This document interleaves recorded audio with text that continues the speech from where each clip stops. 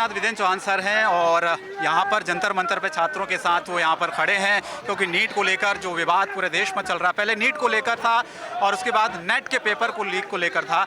अब वो यहाँ पर आए हैं, उनसे जानते हैं कि उनकी इस पर क्या राय है। सर, आप क्या सोचते हैं ये जो पूरा मुद्दा चल रहा है नीट और नेट को लेकर? देखिए, हमारे विद्यार्थियों का समर्थन करने में इसलिए आया हूँ क्योंकि एक के बाद एक परीक्षा में जिस किस्म के गड़बड़ियों के संकेत मिल रहे हैं।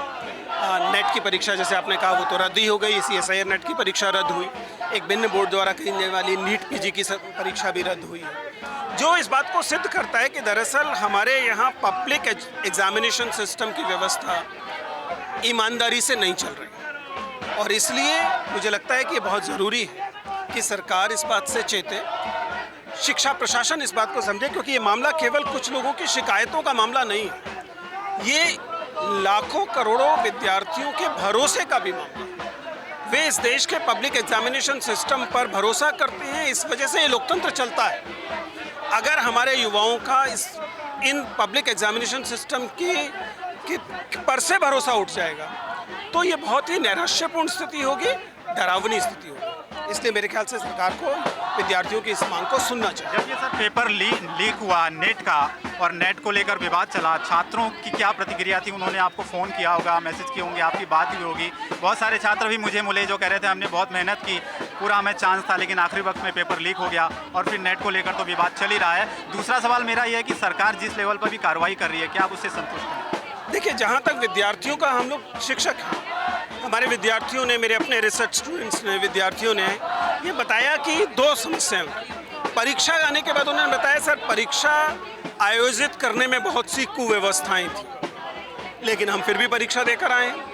पीने का पानी नहीं है, धूप से बचने का इंतजाम नहीं है, इस तरह की समस्याएं उन्होंने बताई। मैं दिल्ली की बता रहा हूँ, आप समझ सकते हैं कि दूर दराज के इलाकों में तो और ज़्यादा हो।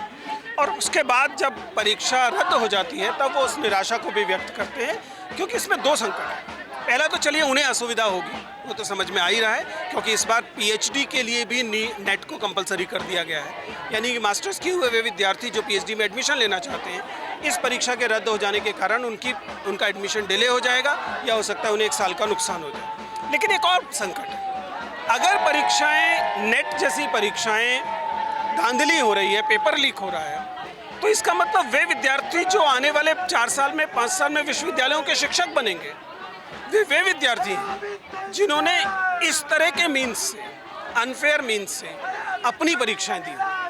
अगर ऐसे विद्यार्थी शिक्षक बनेंगे तो वे कैसे विद्यार्थी तैयार करेंगे? मेरी चिंता यह भी है। आखिरी वक्त तक आप विद्यार्थियों के साथ रहेंगे?